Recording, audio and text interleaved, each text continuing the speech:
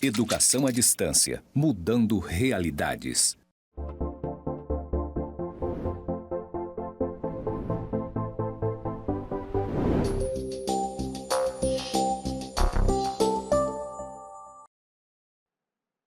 Olá, pessoal. Aqui é o professor André Verdibrum, da disciplina de Direito Tributário.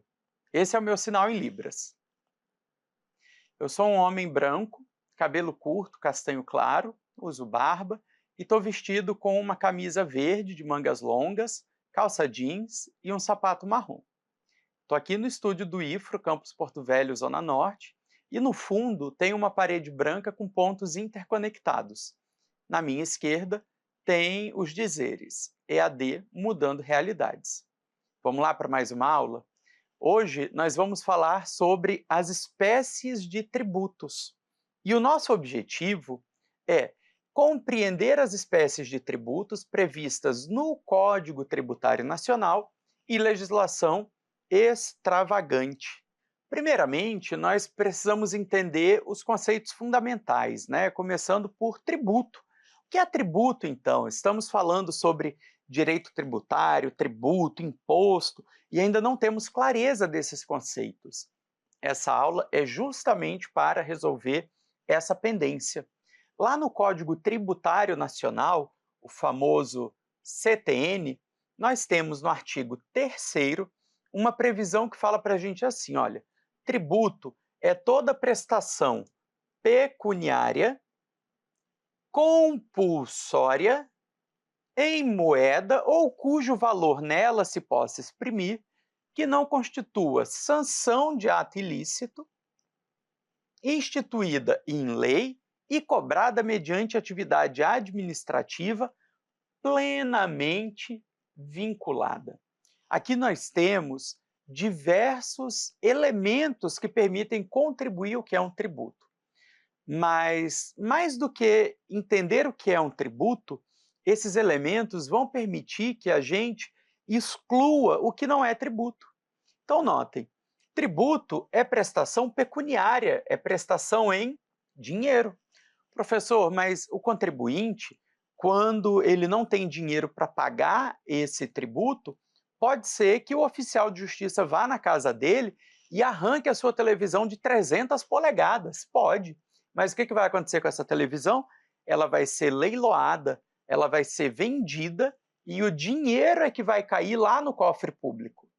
A gente não vai ter pagamento de tributo em espécie. Ele é sempre em moeda. E notem, em que moeda vai ser? Em real. O tributo é pago em real. Caso a gente tenha uma base de cálculo prevista em outra moeda, primeiro a gente tem que fazer a conversão para o real. Ainda a gente tem que entender que o tributo não constitui sanção. Ainda que seja compulsório, que é um elemento importante do tributo. O tributo é compulsório. Eu não pago tributo se eu quiser. Eu pago tributo porque eu tenho que pagar. O Estado prevê um tributo e eu pago. Se eu não pagar, eu vou ser executado, eu vou ser cobrado. Agora, essa cobrança estatal, ela não pode ser a sanção de ato ilícito. Imaginem vocês, quando a pessoa comete um crime, ela pode ser condenada, além de penas privativas da sua liberdade, a multas expressas em diamulta. Essa diamulta é paga em moeda, em dinheiro, em pecúnia, mas ela é uma sanção, ela é uma penalidade porque aquele sujeito cometeu um crime. Então, as sanções não podem constituir um tributo. Ela vai ser instituída em lei, os tributos sempre são instituídos em lei, e cobrado mediante atividade administrativa plenamente vinculada. Você, como futura gestor ou gestora, não tem a opção de cobrar ou deixar de cobrar um tributo. A partir do momento em que esse tributo foi instituído em lei, a atividade administrativa de cobrança é uma atividade vinculada. É por isso que a gente diz que a tributação é um poder-dever. A partir do momento que esse tributo foi instituído, você tem o dever de cobrar. Atividade, portanto, vinculada. Aqui no quadro, nós temos as espécies de tributos. A gente poderia dizer, numa linguagem bastante biologicista, que o tributo é um gênero, do qual nós temos diversas espécies. Então, o tributo, dentro daquela ideia do artigo 3º do CTN, vai permitir a instituição de impostos, taxas, contribuições de melhorias, que são, digamos assim, os 3 mais famosos, mas também vai permitir os empréstimos compulsórios e as contribuições especiais. Começando pelos impostos, né, que talvez é o tributo mais famoso que a gente tem. A definição do imposto é um tributo não vinculado. O que isso quer dizer? Quer dizer que o imposto ele não tem uma destinação previamente colocada. O tributo, pessoal, é aquela modalidade de tributo, o imposto é aquela modalidade de tributo mais genérica, é aquela que mais vai permitir uma liberdade de atuação estatal. Digamos assim que o Estado tem um grande porquinho, onde a gente coloca o dinheirinho, e tem outros porquinhos pequenininhos, um porquinho da saúde, um porquinho específico da educação. Os impostos, em regra, vão para esse grande porquinho, vai para esse grande cofre, vai para essa grande conta bancária em que o gestor, o administrador, vai escolher o que ele vai fazer.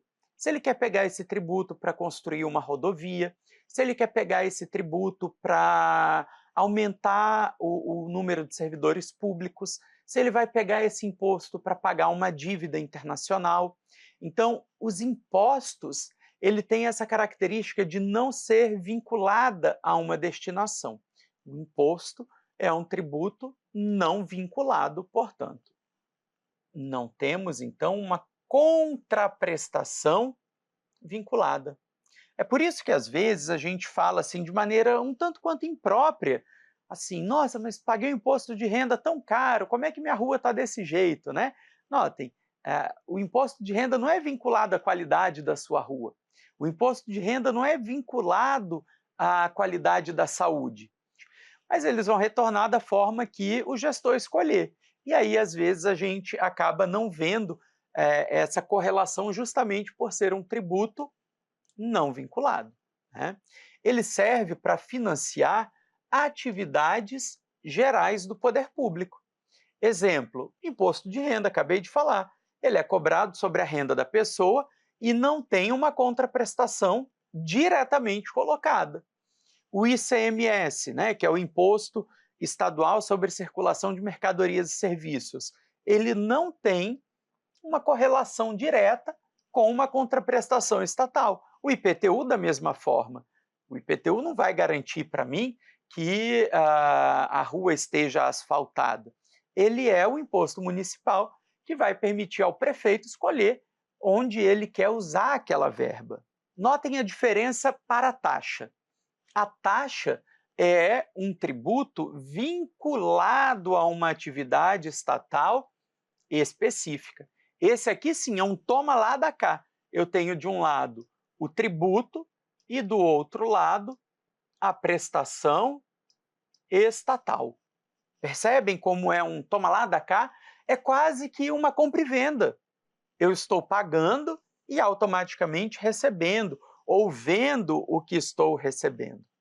É claro que a gente não tem uma prestação perfeita em todos os casos, mas é a disponibilização desse serviço público que vai gerar para você o dever de pagar a taxa.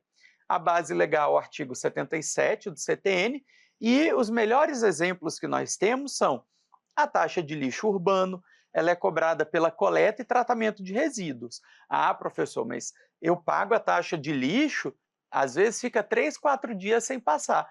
Temos um problema de gestão, mas o serviço foi disponibilizado. Você consegue entender que está pagando esse tributo em decorrência da disponibilização do serviço. Ah, professor, mas quando eu vou fazer o licenciamento do meu carro, vem lá a taxa de bombeiro. Eu nunca usei o serviço de bombeiros em relação ao meu carro. Que bom, tomara que você nunca use. Mas se um dia o seu carro pegar fogo e explodir, quem vai apagar esse fogo é o Corpo de Bombeiros. Então, notem que a taxa é vinculada a um serviço que está à disposição do contribuinte. Nem sempre o contribuinte chega a usar, nem sempre a qualidade é a ideal, mas ela é instituída com base em uma contraprestação estatal específica.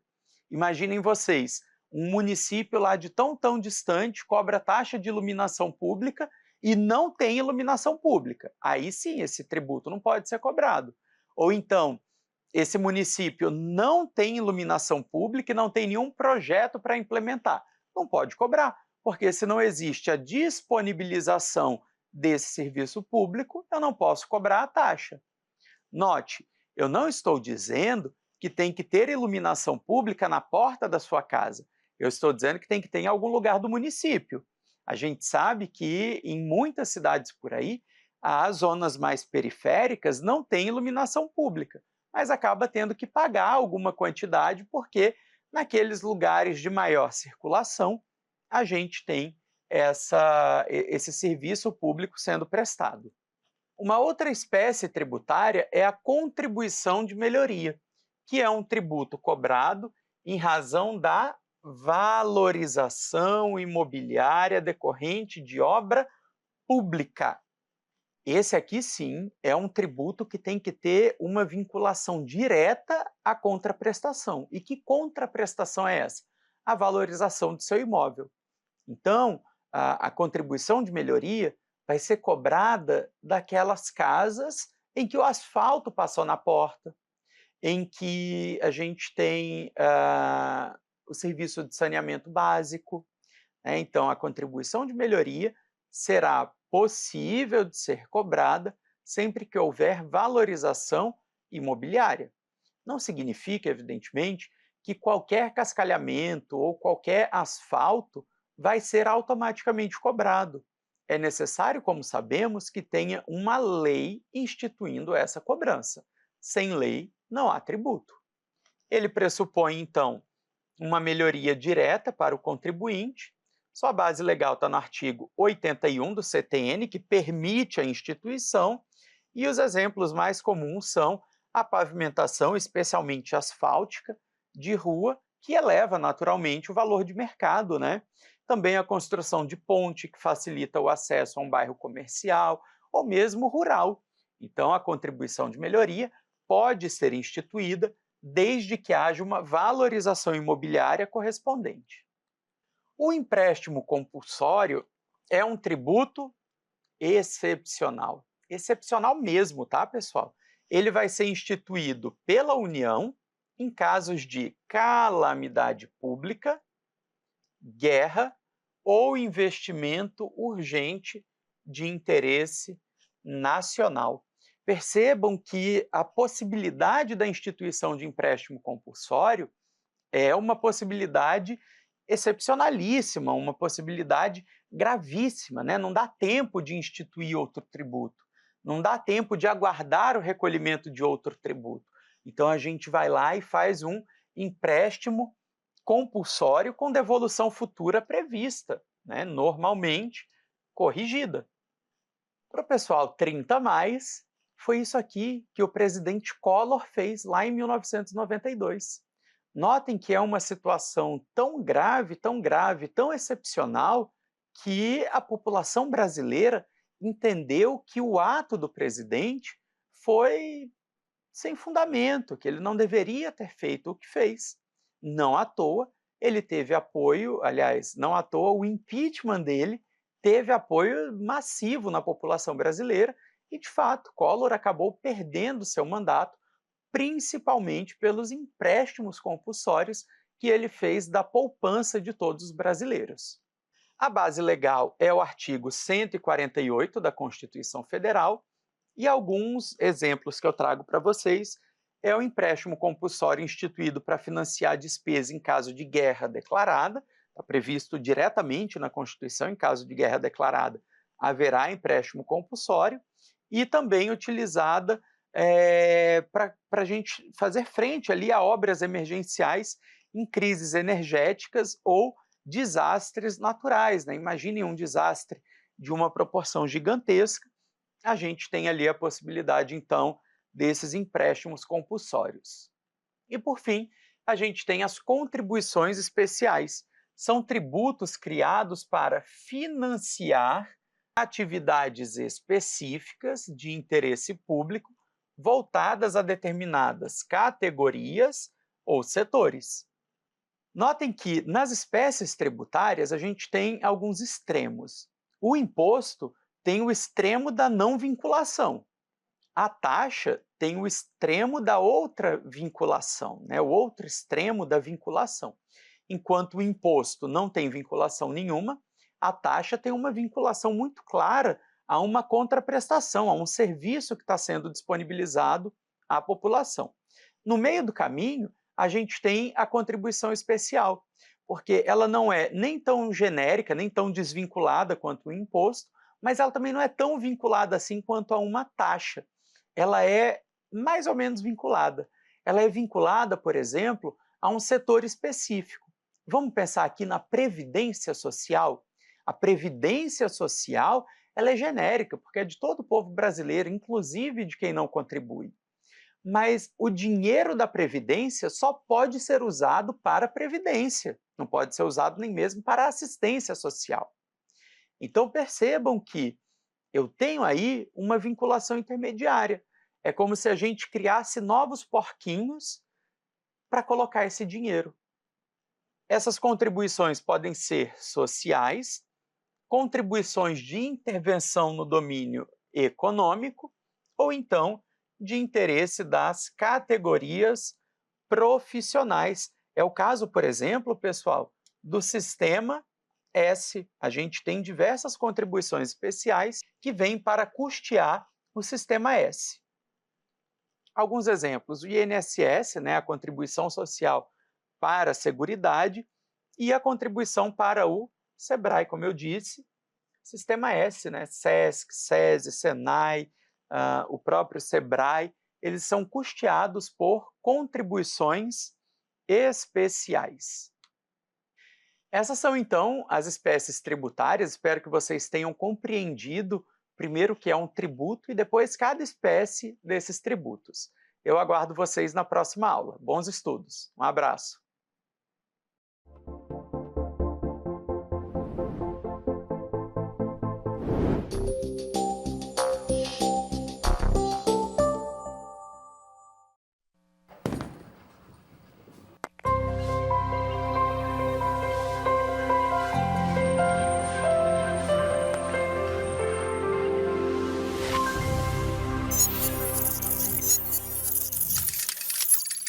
Educação à distância, mudando realidades.